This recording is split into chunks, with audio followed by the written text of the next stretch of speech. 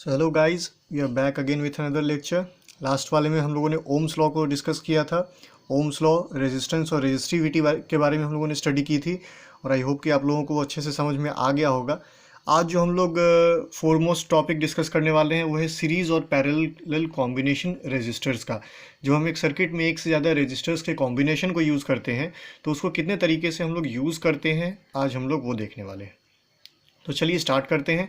अगर आप लोगों ने इससे पहले के लेक्चर्स नहीं देखे हैं तो जाके एक एक करके सारे लेक्चर्स को अटेंड कीजिए ताकि आप लोगों को ये टॉपिक्स सीरियल वाइज बहुत अच्छे तरीके से समझ में आ जाए। और अगर कोई भी डाउट है तो आप लोग कमेंट सेक्शन में पूछ सकते हैं। तो चलिए, सबसे पहले हम लोग देखने वाले हैं series combination of register. Series combination of register का अगर हम लोग डायग्राम देखेंगे तो ये रहा उसका डायग्राम। डेफिनेशन में हम लोग देख सकते हैं सीरीज कॉम्बिनेशन कब होता है। Two or more resistors are said to be connected in series if the current flowing through one also flows through the rest. किसी एक रेजिस्टर में जितना करंट फ्लो कर रहा है, अगर बाकी के रेजिस्टर्स में भी उतना ही करंट फ्लो कर रहा है तो हम क्या कहते हैं कि वो रेजिस्टर्स आपस में सीरीज कनेक्शन में लगे हुए हैं। अब दो तीन चीज़ें यहाँ ऑब्जर्व करो बाबू। आपने यहाँ पे एक सेल लगाया है, पॉजिटिव टर्मिनल लंबा, नेगेटिव टर्मिनल छोटा।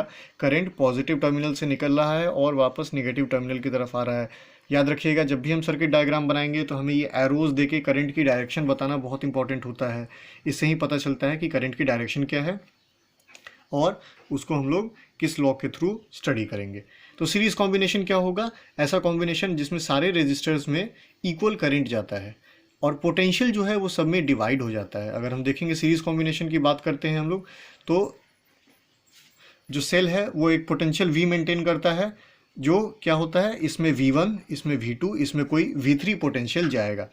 इक्विवेलेंट रेजिस्टेंस जब हमें निकालना होगा तो हम उसको इस तरीके से निकालेंगे। जो V1 है, ओम्स लॉ में हम लोगों ने पढ़ा था, V इक्वल्स टू क्या होता है, IR होता है। तो पहले वाले रेजिस्टर के लिए जो V1 होगा वो कितना होगा, इसके लिए V1 होगा वो होगा, करंट तो सेम रहता है तो करंट रहेगा I और रेजिस्टेंस हो जाएगा R1। सेकंड वाले के लिए भी करंट रहेगा I और रेजिस्टेंस हो जाएगा R2। थर्ड वाले के लिए भी करंट रहेगा I और रेजिस्टेंस हो जाएगा R3। तो V1 equals to IR1, V2 equals to IR2, V3 equals to IR3। ठीक है, तो ये बात रही हमारी इक्विवेलेंट रेजिस्टेंस की। अब यहाँ हमें करना क्या है, अगर हम गौर से अगर हम लोगों ने डेफिनेशन देखा हो तो हम लोग जान सकते हैं कि जो रेजिस्टर सीरीज़ में लगते हैं तो वहाँ वी नेट निकालने के लिए हम क्या करेंगे, टोटल पोटेंशियल निकालने के लिए क्या करेंगे, हम लोग तीनों पोटेंशियल्स को आपस में ऐड कर देंगे। तो आई आर नेट जो कि आपका वी नेट होना चाहिए, है ना, वो क्या हो जाएगा, IR1 plus IR2 plus IR3। तीनों की वैल्यूज़ को हम लोग क्या करेंगे, इन तीनों इक्वेशंस की वैल्यूज़ को आपस में लाकर ऐड कर देंगे। I टू I कैंसिल हो जाएगा, आर नेट जो होगा वो होगा R1 plus R2 plus R3। इस तरीके से अगर हम लोग देखें एक सीरीज़ कॉम्बिनेशन में इक्विवेलेंट रेजिस्टेंस कितना होगा, तो आप सीधे सारे रेजिस्टेंसेस को ऐड करते चले जाएंगे। तो आर नेट इक्वल्स टू क्या होगा, R1 plus R2 plus R3 dot dot dot up to RN। कितने भी रेजिस्टर्स लगे होंगे उनकी वैल्यूज़ को आप सीधे ऐड करते चले जाएंगे ओम में और आपको सर्किट का इक्विवेलेंट रेजिस्टेंस मिल जाएगा। ठीक है, हम लोग जब सीरीज़ कॉम्बिनेशन में डिवाइस लगाते हैं तो हम लोग सीरीज़ कॉम्बिनेशन में एम मीटर का यूज़ करते हैं, क्योंकि एम मीटर करंट मेज़र करता है और आपके सर्किट में जो करंट है वो कांस्टेंट रहता है थ्रू आउट, तो हम लोग एम मीटर का यूज़ करते हैं। अब करंट क्यों कांस्टेंट रहता है और पोटेंशियल क्यों डिवाइड हो जाता है वो देखो ज़रा। बहुत ही इंटरेस्टिंग क्वेश्चन है, आप लोगों के दिमाग में भी आया होगा कि सीरीज़ में आखिर करंट क्यों सेम रहता है, पोटेंशियल क्यों डिवाइड हो जाता है। अब एक तरीके से आप देखोगे तो हर डिवाइस जो यहाँ पे लगा हुआ है वो तीनों रेजिस्टेंस में सिर्फ एक ही नोड है ना। करंट यहाँ से जाएगा, यहाँ से निकलेगा, इधर से जाएगा, इधर से निकलेगा, इधर से जाएगा, इधर से निकलेगा। तो एक तरीके से देखोगे कि करंट तो कंजर्व रह रहा है, करंट किसी ब्रांच में डिस्ट्रीब्यूट तो नहीं हो रहा है ना, कहीं बट नहीं रहा है, जैसे घुस रहा है उसी प्रकार उस डिवाइस से निकल जा रहा है, उस रेजिस्टेंस से निकल रहा है, इसीलिए करंट कांस्टेंट रहता है। लेकिन पोटेंशियल की बात करेंगे तो पोटेंशियल को समझने के लिए एक तरीके से देखो कि मान लो कि हम इसको सर्किट ना मान के हम मानते हैं कि ये जो हमारा सेल है वो कोई पानी की टंकी है ना, और ये R1, R2, R3 हमने तीन नल लगा रखे हैं वहाँ पे। अब बाई चांस मैंने पानी यहाँ से फ्लो कराना स्टार्ट किया तो सबसे ज़्यादा फ्लो किस में आएगा, जिसमें सबसे पहले पानी पहुंचेगा, तो इसका जो फ्लो होगा वो सबसे तेज होगा नल का। इसके आगे वाले नल में जो पानी का फ्लो होगा वो इससे थोड़ा धीमा होगा और इस वाले में सबसे धीमा होगा, क्योंकि फ्लो डिस्ट्रीब्यूट हो गया।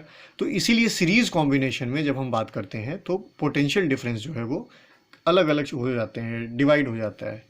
तो ये सीरीज कॉम्बिनेशन ऑफ रेजिस्टेंस था। सीरीज कॉम्बिनेशन में हम किस डिवाइस को यूज़ करते हैं, एमीटर को यूज़ करते हैं, याद रखिएगा। अब आते हैं पैरेलल कॉम्बिनेशन में, जो हम लोग ब्रांचेस की बात कर रहे थे। जब हम पैरेलल कॉम्बिनेशन की बात करते हैं तो पैरेलल कॉम्बिनेशन में करंट डिवाइड हो जाता है और पोटेंशियल सेम रहता है। देखो क्यों, क्योंकि करंट यहाँ से यहाँ तो गया, लेकिन यहाँ 3 ब्रांचेज में बट गया। ये पहला नोड, दूसरा नोड, तीसरा नोड, तो I1 I2 I3 है ना, ये तीनों अलग अलग ब्रांचेस में बट गए, और लेकिन पोटेंशियल तीनों में सेम रहेगा। क्यों, क्योंकि पानी की टंकी से पानी आ रहा है और 3 अलग अलग नल अलग अलग पाइप से लगा दिए हैं, तो इसमें भी उतना ही फ्लो जाएगा, इसमें भी उतना ही फ्लो जाएगा, इसमें भी उतना ही फ्लो जाएगा, है ना। यहाँ पे फ्लो जो है वो डिस्टर्ब नहीं होगा किसी प्रीवियस चैनल के कारण। तो हमने जब पैरेलल कॉम्बिनेशन की बात की, तो पैरेलल कॉम्बिनेशन का डायग्राम कुछ इस तरीके से होता है। करंट अलग अलग ब्रांचेज में डिवाइड हो जाता है, पोटेंशियल डिफरेंस सेम रहता है। अब यहाँ पे इक्विवेलेंट रेजिस्टेंस की जब बात करेंगे तो क्या करेंगे, यहाँ पे हम लोगों ने वहाँ पे V का फॉर्मूला लगाया था ना, क्योंकि पोटेंशियल डिवाइड हो रहा था। यहाँ पे करंट डिवाइड हो रहा है, तो हम लोग अलग अलग जाने वाले करंट्स को ऐड करेंगे। वहाँ पे हम लोग V1 V2 V3 कर रहे थे, यहाँ पर I1 I2 I3 करेंगे, क्योंकि करंट जो है वो अलग अलग ब्रांचेस में डिवाइड हो जाता है। तो जो नेट करंट होगा वो I1 + I2 + I3 होगा, है ना। ये जो इनपुट करंट यहाँ से घुसा और जो आउटपुट करंट यहाँ से आएगा, तो ये और ये तो इक्वल होंगे, और ये किसके इक्वल होगा, I1 + I2 + I3। Ohm's law के फॉर्मूले से V = IR होता है, तो I = V/R हो सकता है ना। I नेट क्या होना चाहिए, V/R नेट। तो इस हिसाब से I1 क्या होना चाहिए, V/R1। भाई पोटेंशियल तो सेम रहेगा, तो V जो है वो तीनों कंडीशंस में सेम है, लेकिन रेजिस्टेंसेज अलग अलग हैं, है ना। तो I1 हो गया V/R1, I2 हो गया V/R2, I3 हो गया V/R3। तो यहाँ से जब हम इक्विवेलेंट की बात करते हैं तो V/R इक्विवेलेंट क्या हो जाएगा, यानी ये जो I है ना, करंट है ये, तो V/R इक्विवेलेंट क्या हो जाएगा, V/R1 + V/R2 + V/R3। अब देखिए V कॉमन ले लेंगे, दोनों साइड पे V कॉमन ले लिया हम लोगों ने, तो यहाँ क्या बचा, 1/R equivalent = 1/R1 + 1/R2 + 1/R3। V to V cancel out हो जाता है, और जो इक्विवेलेंट रेजिस्टेंस का फॉर्मूला आता है पैरेलल कॉम्बिनेशन में, वो क्या आता है, 1/R equivalent = 1/R1 + 1/R2 + 1/R3 ... up to 1/Rn। Series में क्या था, R1 + R2 + R3, पैरेलल में हो जाता है 1/R1 + 1/R2 + 1/R3। तो ये होता है parallel combination of resistance. Parallel combination में करंट डिवाइड हो जाता है, पोटेंशियल सेम रहता है सारे रेजिस्टेंसेस पे, और पैरेलल कॉम्बिनेशन में हम इस्तेमाल करते हैं वोल्ट मीटर का। हम वोल्ट मीटर को यूज़ करते हैं पैरेलल कॉम्बिनेशन ऑफ रेजिस्टेंस में। अब सीरीज़ और पैरेलल कॉम्बिनेशन ऑफ रेजिस्टेंसेस के नुकसान क्या है, ये देखो। जब हम सीरीज़ कॉम्बिनेशन की बात करते हैं तो सीरीज़ कॉम्बिनेशन में प्रॉब्लम ये हो जाता है कि जब हम अपने घर के सर्किट्स में अगर हम पैरेलल सीरीज़ कॉम्बिनेशन रखेंगे तो क्या होगा, मान लो आपने 3 डिवाइसेस कनेक्ट किए हैं। आपने एक बल्ब कनेक्ट किया है, आपने एक हीटर कनेक्ट किया है, और आपने एक वॉशिंग मशीन कनेक्ट किया है। तो अब क्या है कि यहाँ पर ये बल्ब को तो ज़्यादा पोटेंशियल मिलेगा, और इसके आगे वाले को कम पोटेंशियल मिलेगा, उसके आगे वाले को ज़्यादा उससे भी कम पोटेंशियल मिलेगा, यानी वोल्टेज धीरे धीरे कम होता चला जाएगा। तो हमें तो ये चाहिए कि बल्ब को कम पोटेंशियल पे भी चलेगा, लेकिन हमें हीटर तो ज़्यादा पोटेंशियल चाहिए, उसको ज़्यादा वोल्टेज खाता है ना। तो सीरीज़ कॉम्बिनेशन में एक नुकसान ये है कि हम ऐसे बड़े डिवाइसेस को कनेक्ट नहीं कर सकते हैं जो एक दूसरे से ज़्यादा वोल्टेज पर वर्क करते हों। सेकेंडली, अगर मान लीजिए कि इन 3 में से इस पहले वाले डिवाइस में कोई प्रॉब्लम आ गया, मान लो ये बल्ब जो है, मान लो यहाँ मैंने 3 बल्ब लगाए और ये पहला वाला जो बल्ब है ये ख़राब हो गया, ये नहीं चल रहा है, तो करंट का जो फ्लो है वो यहीं रुक जाएगा। इसके आगे वाले जो बल्ब्स हैं वो ठीक होते हुए भी काम नहीं करेंगे सीरीज़ कॉम्बिनेशन में। लेकिन अगर इसके जगह हम पैरेलल कॉम्बिनेशन यूज़ करते हैं तो मान लो मेरा पहला वाला बल्ब ख़राब भी हो गया, तो इसमें और इस ब्रांच में जो करंट है वो सप्लाई होता रहेगा और वो डिवाइसेस रन करते रहेंगे।